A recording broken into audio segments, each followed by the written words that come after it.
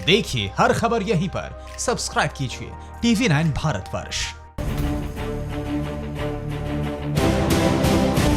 तबलीगी जमात की वजह से कोरोना का संक्रमण दिन दुगना रात चौगुना बढ़ा और ये बात किसी से छिपी नहीं है। इधर भोपाल में 37 जमाती गिरफ्तार किए गए और ये सभी विदेशी बताए जा रहे हैं जिन पर वीजा नियमों के उल्लंघन के आरोप लगे हैं। दिल्ली के निजामुद्दीन मरकज तबलीगी जमात से उठी कोरोना की आग देश भर में फैली है। हालात पर प्रशासनिक अमला हो या फिर केंद्र और राज्य सरकारें कोरोना संकट से निपटने की हर संभव कोशिश कर रही हैं, लेकिन 3 लॉकडाउन के बाद चौथे लॉकडाउन के संकेत भी मिलने लगे हैं। इस बीच भोपाल में 37 विदेशी जमाती गिरफ्तार किए जा चुके हैं। ऐशबाग थाना क्षेत्र से 23 और पिपलानी थाना क्षेत्र से 14 जमाती गिरफ्तार किए गए हैं। पकड़े गए सभी विदेशी जमातियों पर वीजा एक्ट के नियमों के उल्लंघन का आरोप है। इन सभी आरोपी जमातियों को 14 दिन की न्यायिक हिरासत में भेज दिया गया है। तबलीगी जमातियों के खिलाफ देश भर में कार्रवाई जारी है। 3 दिनों पहले 700 विदेशी जमातियों के पासपोर्ट समेत सभी दस्तावेज सीज किए गए थे। ये सभी जमाती निजामुद्दीन स्थित मरकज के तबलीगी जमात से जुड़े हुए हैं। जांच कर रही दिल्ली पुलिस ने 700 विदेशी जमातियों के डॉक्यूमेंट सीज किए हैं ताकि ये देश छोड़कर भाग नहीं सकें। इन सभी विदेशी जमातियों से मरकज और मौलाना साद को लेकर पूछताछ हो रही है। गौरतलब है कि मरकज में इंडोनेशिया, मलेशिया, थाईलैंड, ईरान, चीन और बांग्लादेश समेत कई देशों से जमाती आए हुए थे। मरकज का कोरोना कनेक्शन सामने आने के बाद सभी विदेशी जमातियों को क्वारंटीन किया गया था।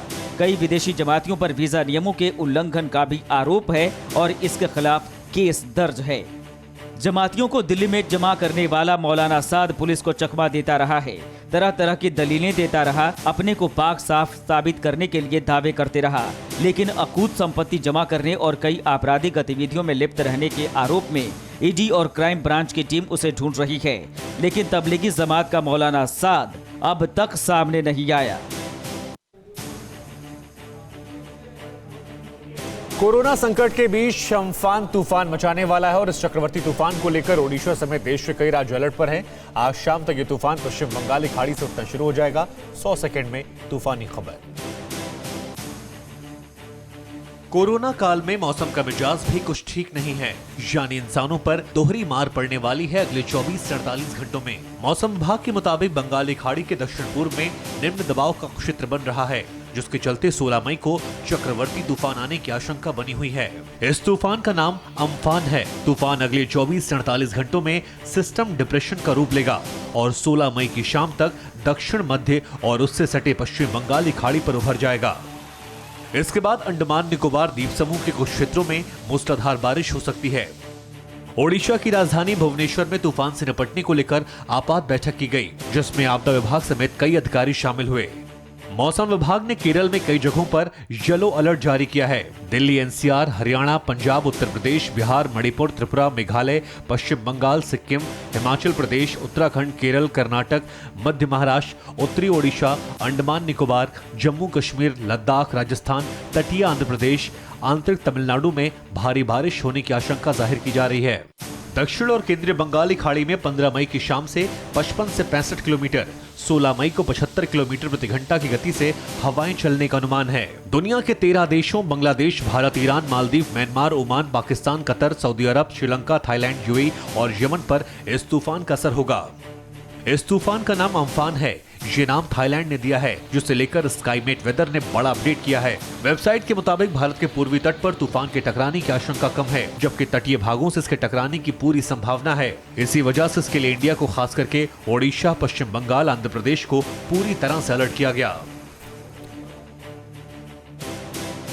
और अब बात करते मुंबई को लेकर, जहां पर कोरोना संकट के बीच दोहरा खतरा पैदा हो रहा है। इस बार मानसून में पूरी मुंबई पानी में डूब सकती है। जुलाई में गणेश उत्सव के दौरान भी बारिश असर डाल सकती है। 100 सेकंड में देखिए पिछले साल की तुलना में क्या और कैसे बड़ा हो सकता है यहां पर, और ये बरसात कैसे मुंबई में तबाही मचाएगी, इस रिपोर्ट के जरिए। मुंबई में अब तक हजारों की संख्या में लोग संक्रमित हुए हैं। 650 के आसपास लोगों की कोरोना की वजह से मौत हुई है। लेकिन जिस दोहरी मार का जिक्र कर रहा हूं वो है मॉनसून। देश की आर्थिक राजधानी मुंबई की ये है मीठी नदी, जिसकी सफाई ही मुंबई को बरसात में तबाही से बचा सकती है। यहाँ 15 मई तक सफाई का काम पूरा हो जाया करता था, लेकिन मजदूरों के पलायन की वजह से ये काम संभव नहीं हो पाया था। मुंबई के तमाम जो लो लाइंग इलाके हैं, चाहे वो चेंबूर हो, सायन हो, हिंद माता हो, अंधेरी हो, इन तमाम जगहों पर हमने पानी भरते देखा है। मुंबई करों को इस पानी भरने की वजह से परेशान होते हुए देखा है। कोरोना काल में मजदूरों का जाना मुंबई की मुसीबत बढ़ाने वाला है। लेबर्स थे तभी भी बिकॉज ऑफ लॉकडाउन काफ़ी लोग नहीं आ सकते थे और हमें सबको मालूम है कि लास्ट 7-8 दिन से जो लेबर माइग्रेट होने शुरू हुए, कहाँ पे भी लेबर है नहीं। बीएमसी ने हाथ खड़े कर दिए हैं, कामगार है नहीं। ऐसे में मॉनसून मुंबई पर कहर ढाने को जैसे तैयार बैठा है। भगवान करे कि बारिश थोड़ा लेट होवे कि जिसमें बीएमसी काम कर सके। बहरहाल कोरोना संकट की मार झेल रहे भारत में मॉनसून चिंता की बरसात अभी से कर रहा है। केरल में साल दक्षिण पश्चिम मॉनसून से आने में 4 दिन की देरी हो सकती है। मॉनसून दक्षिणी राज्य में 5 जून तक आएगा। मुंबई और कोलकाता में मॉनसून 10 जून से लेकर 11 जून को दस्तक देगा। बेबस बीएमसी भगवान और मुंबईकरों से आरजू मिन्नतें कर रहा है कि वो मीठी नदी में कचरे ज्यादा ना फेंकें। इस बीच जुलाई में गणेश उत्सव के दौरान भी बारिश असर डाल सकती है। दरअसल शहर से गांव लौट रहे मजदूर आज भी परेशान हैं। बुजुर्ग, बच्चे, महिलाओं की हालत इस बात से समझी जा सकती है कि युवा भी हाँप रहे हैं, लेकिन सिस्टम का खामियाजा ये भुगतने को मजबूर कर रहा है। मजदूरों की माने तो यह हालत पैदा हुए सरकार की अधूरी रणनीति की वजह से हुई है। प्रवासी मजदूरों के पलायन का सिलसिला बदस्तूर जारी है। शहर को रोटी, कपड़ा और मकान देने वाले मजदूर आज इतने मजबूर हैं कि वो किसी भी तरह से अपने शहर लौटना चाहते हैं। उनका कहना है कि रोजगार नहीं है, खाने का सामान नहीं है, जिसके चलते वो लोग जहां से आए थे वहीं पर वापस जाना चाहते हैं। परेशानी है कि मेरे पास 4 बच्चे हैं, मेरा काम धाम 2 महीने से बंद है, मेरे पास पैसे नहीं है। अब बताओ अपने बच्चों को कैसे किस तरह से जिलाऊं। अब बताइए, घर पे 6-6, 7-7 परिवार घर पे हैं, कोई कमाने वाला भी नहीं है। हम हर महीने कमाते हैं, जो बचता अपने घर भेजते हैं 2000-4000। कहाँ हमारे पास पैसा रहेगा 2 महीना खाने के लिए। रात में तकरीबन 2 बज चुके हैं, लेकिन ये लोग सड़क के किनारे बैठे हुए हैं। पुलिस का साफ कहना है कि आप जहाँ से आए थे वहाँ पर वापस लौट जाएं, आप बॉर्डर क्रॉस नहीं कर सकते। देख सकते हैं छोटे छोटे मासूम बच्चों के साथ जो है यहाँ पर परिवार पहुँचे हुए हैं। ये लोग वो हैं जो कि रोजी रोटी की तलाश में शहरों के अंदर आए थे। बच्चे तो 2 मेरे आगे निखर गए, मेरे भाई के साथ, वो तो 2 और रो रहे होंगे बच्चे। मेरे को पारी नहीं हो रहे दे रहे आगे। रो रहे हैं भूखन मारे, तो क्या करें। वहाँ जाते हैं, 2 पूरी पाते हैं, कच्ची इतनी सब्जी पाते हैं, बच्चों को घुमा देते हैं। हमारी परेशानी जो उनकी है वो मेरी है। जी हाँ। तो यहाँ कहाँ रह रहे थे? यहाँ कनाल प्लेस में रहते थे। क्या काम करते हैं? कबाड़ का सो जो पल्ले था मेरे पास वही बच्चों को खिलाया। 2-1 किलो आटा चावल बचा होगा, अब रास्ते में बच्चों को बना कर खिलाऊंगा, किसी तरह से निकल जाऊँगा। तो साइकिल के अंदर खाने का सामान है? हाँ जरूर है। आप गोरखपुर जा रहे हैं? जी। कितना टाइम लगता है पहुँचने में? जी सर, साइकिल अगर वह अच्छी होती ना तो कम से कम 5वें दिन तो पहुँच ही जाता, लेकिन अब धीरे धीरे चले जाएंगे।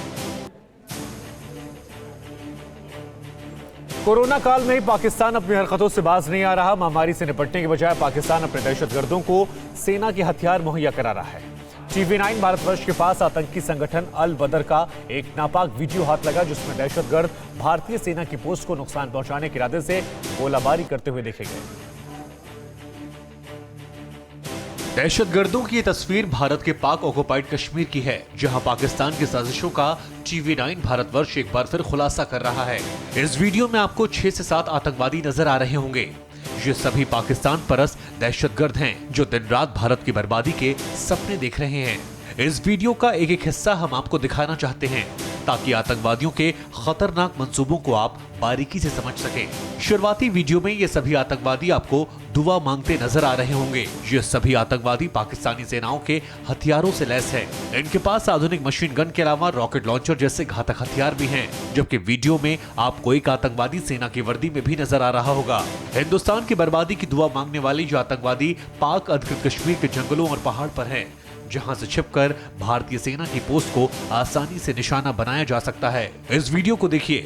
पाकिस्तान सेना के रॉकेट लॉन्चर से लैस ये सभी आतंकवादी भारत को किस कदर दहलाने की कोशिश कर रहे हैं, लेकिन इन जाहिलों को कहां पता कि पाकिस्तान अपने खतरनाक मंसूबों में कभी कामयाब नहीं होगा और न ही उसके पाले हुए 2 कौड़ी के गीदड़ जैसे आतंकवादी हिंदुस्तान का कुछ भी बिगाड़ पाएंगे। ये आतंकवादी आगे चलकर अलग अलग समूह में बढ़ जाते हैं। रॉकेट लॉन्चर से हमला करने के बाद आतंकी मशीन गन से फायरिंग करने लगते हैं ताकि हिंद की सेना को निशाना बनाया जा सके, पोस्ट को नुकसान पहुंचाया जा सके। ये सभी दहशतगर्द आतंकी संगठन अल बदर के बताए जा रहे हैं। इन सभी आतंकवादियों को पाकिस्तान की फौज ने ट्रेन किया है। इसके साथ ही इन्हें वो हथियार दिए हैं जो पाकिस्तान की फौज के पास होते हैं। इस वीडियो से साफ हो चुका है कि हिंदुस्तान को नुकसान पहुंचाने के लिए पाकिस्तान अब किसी भी हद तक जाने के लिए पूरी तरह तैयार है।